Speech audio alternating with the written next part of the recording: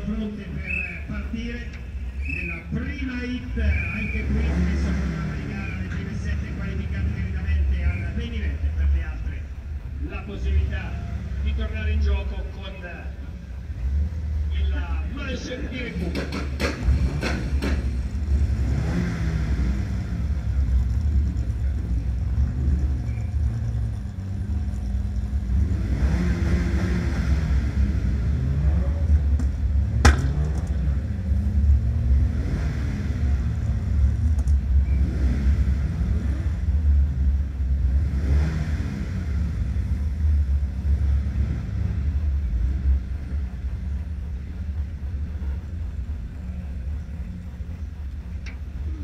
Siamo già nel cartello dei 5 secondi e se passa in questo momento con Francino Cera e Giorgio Giudici già davanti, ma detto la loro capacità di guida è assolutamente approdata.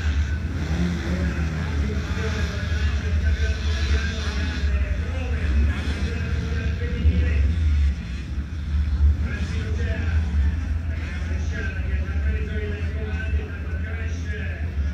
multiplo della 2 il salto del sottopassaggio, già Francino Cera che può lasciare un discreto margine di vantaggio nei confronti di Giorgio Giudici. Anche qui ragazzi giovanissimi che sono impegnati in questa disciplina del sud tracciato sicuramente per molti di loro impegnativi difficili da percorrere.